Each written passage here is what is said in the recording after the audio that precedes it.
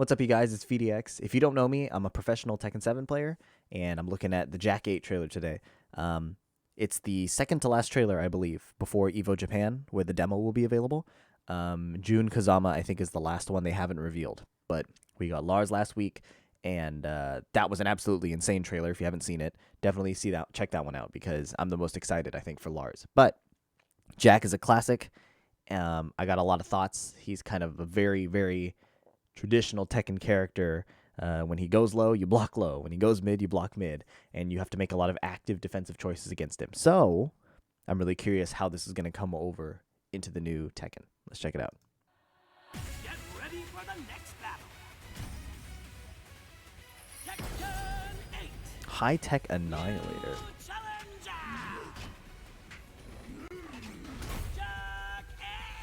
JACK-8. 8. Oh my goodness. The announcer goes so hard every single time. Sidestep 2. That looks like a new move. That's pretty cool. Ooh.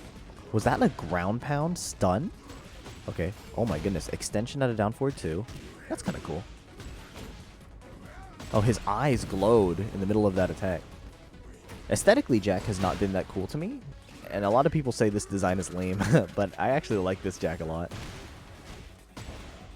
So there's a really concerning thing there. King stepped the forward 1, but it still hit his block. Oh wow. Heat engage. We saw that in the trailer. Whoa. Was that a heat engage parry? Did he eat Gigas? Wow. Aesthetically, Jack is really, really cool. This shit looks really fucked up, but Jack looks really cool. Atlas Hammer, Rage Art. Oh my goodness. That's kind of fire. What? Oh, rail gun? His voice is different too. All the characters are, but his is, I think, noticeably very different. That's pretty cool. I like the. It's hard to understate how I think visually that was extremely interesting. I know it sounds like I said nothing with that, but I actually a lot of the aesthetics were like decent, but just kind of updated. Jax looks pretty refleshed out. So I'm running at half speed here. Let's look at this frame by frame analysis. Okay, sidestep 2 does chip damage. You can see by him flashing red. That's a new move, I think. And then is that a stance that goes into the forward 2? No, it's not even a forward 2. We don't know what that is. Could be a new move altogether, but that looks like a new stance. Here he does a ground pound, and it puts King in crouching state. King tries to walk left, or is it a step left? Oops, too far back. Ground pound. He steps left, and it knocks him down, and then that's a guaranteed follow-up. Launch punish with a down 4-2 extension, and he goes into stance. Here it is. There's a stance again. Down 4-2-2, or 2-1. He goes into stance, and then does that power punch, runs up. Combo filler. That looks like a new move. So he does standing 2, and then 3. And then he does a power crush. Yep. Power crush wall splat into the explosive wall. Combo extension here. Goes into stance. Yeah, it's a new stance. 3-2 stance punch. That's pretty cool. Jack has never really been a stance character. Oh, not that. Okay.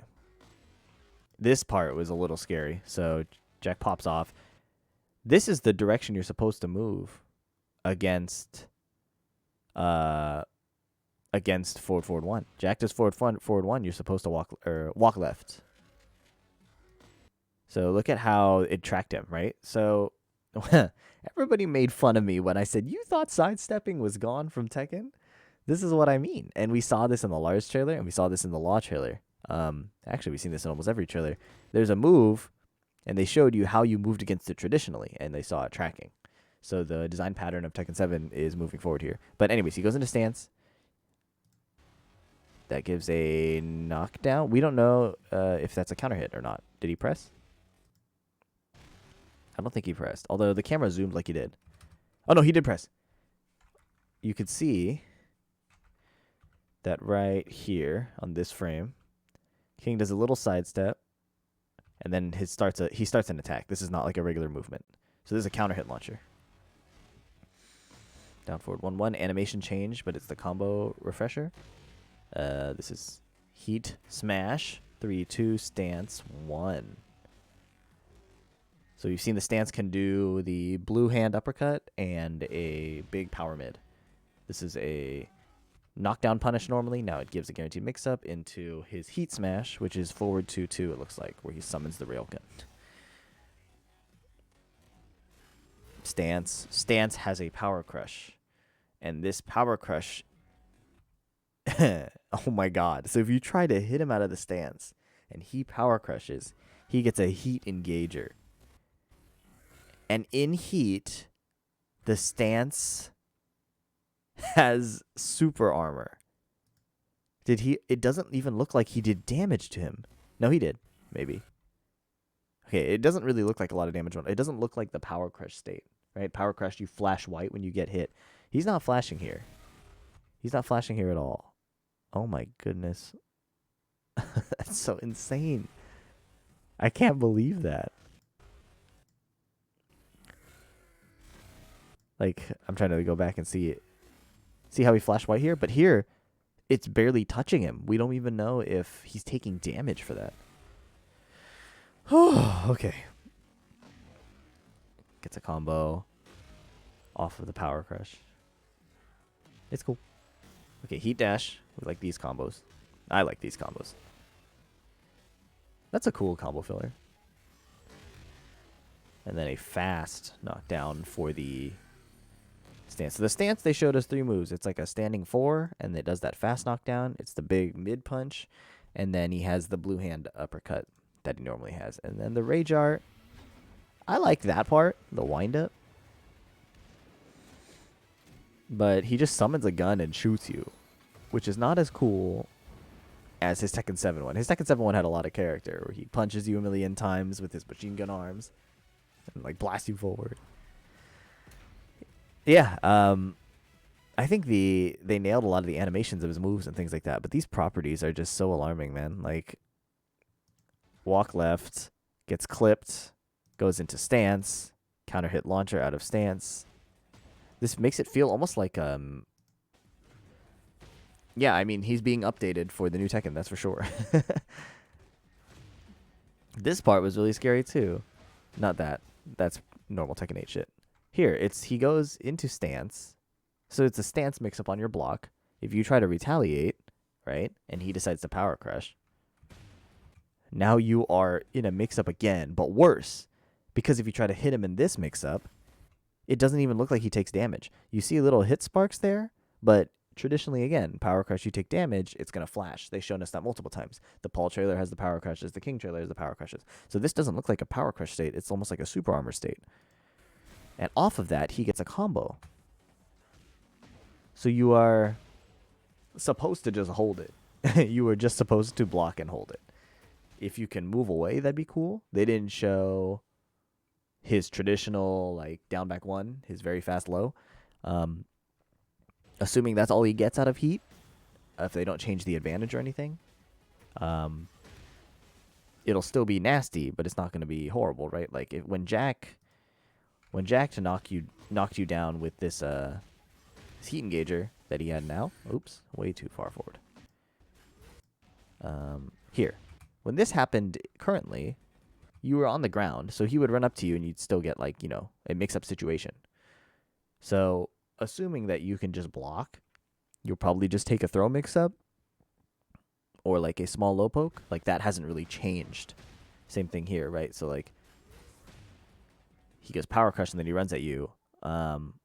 Assuming Jack didn't gain a monster, like, knockdown power low or something like that, then you're probably okay. Now, the exception that's scary is here he ran up and went into stance. So, this looks awful to play against, but as a player from NA, I'm excited to see what Anakin does with this, because Anakin is a player who is so strong as a Tekken player altogether, obviously, right? But not only in his Tekken skills, but his ability to get in the head of the opponent. So he will do things like a Joe Crush is a similar player. If you don't know these players, they're both the North American super strong tournament pros, obviously. Um, Obviously, Anakin, Joe Crush is up and coming, but very strong players, Jack mains. And Joe Crush, I could see as someone hitting stance multiple times, just in your face, making you make a choice, and then he does the armor, and then now he's in heat and he gets a stronger mix up. But this is probably the most. There are two really concerning parts for me in this trailer. It's this weird armor that doesn't look like Power Crush armor. Maybe it's a visual bug. Maybe they're changing it, but it didn't look like he took damage. That's one thing that's really concerning. The other thing that really makes me kind of sad is why have sidestepping in the game if it's not functional? So in the past trailers, we've seen sidesteps work out of a button. So like sidestep button gives you increased evasion, and that works. Here you see they try a sidestep out of neutral and they get clipped, right? So the cool part about sidestepping in Tekken wasn't that you could use the 3D axis to make an attack read, right? Or like to make a rock, paper, scissors read necessarily. The cool part about the movement in Tekken is that by being able to cancel your movement so quickly, I know a lot of viewers actually don't like Korean backdashing or don't like these other movement techniques, but that's kind of what gave the game a lot of depth, and why I like it personally is because when you're moving backwards and canceling that really quickly, it becomes hard to attack, right? So that creates skill expression in nailing the attack. So an added layer of depth is when you are sidestepping on attack timings that you predict for your opponent, you create this almost a wall of defense where you're moving backwards and you're moving sideways when you think the button will come. So for the opponent to attack you, they have to run up, do nothing while you sidestep, and then delay their attack to catch you. That creates a really cool skill dynamic where somebody who understands the tool set of the opponent, somebody who understands that Jack might have this forward one and this down back one, forward one and down back one mix up, but I can cover the immediate timing of those moves when it happens right away on my read with a sidestep left. And that coverage creates a problem for the Jack to solve. Do I track the sidestep specifically with a hard read like down forward 2? Or do I run up to him, choose to do nothing, and he wasted his time sidestepping? Now I get a mix-up anyways because he had sidestepped. But if I run up and swing, is he going to counter hit me? There's so much layered depth to how you can structure your attack because of the defensive options.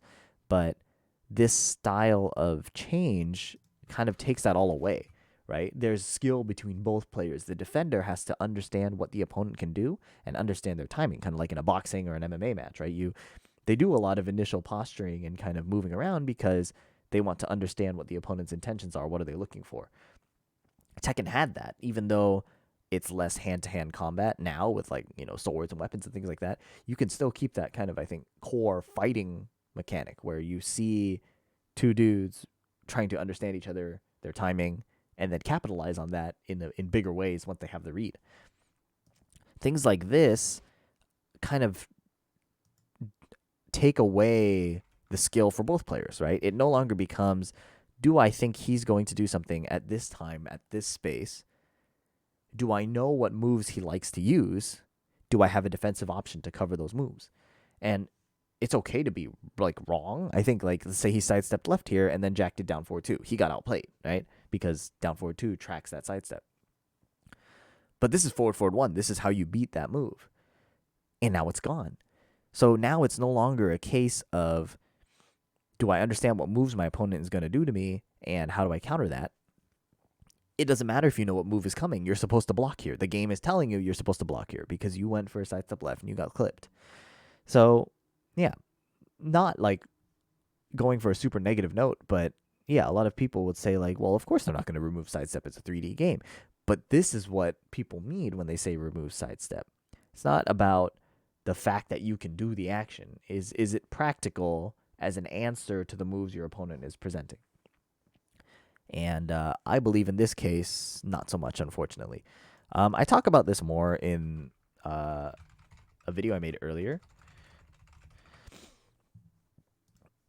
people got real angry at this video, and I get it. it was kind of doomer vibes, but I talk here about like earning your mix-ups in Tekken, and you'll see that part of the reason the Mishimas are so interesting is because, Kazuya in particular, in older Tekkens, it was really decent, like, and cool fighting against him because sidewalk left was an answer to pretty much his entire tool set.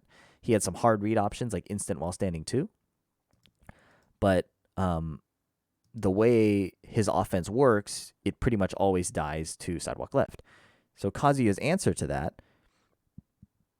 would be to delay his timing. So that was the reason that these moves are tracking the sidestep left, is because he is delaying his timing instead of doing a immediate forward 3 or an immediate hell sweep. So if he does that dash input right before, it will no longer track unless the Jin also delays his sidestep. And you can see how this creates like layered mind games.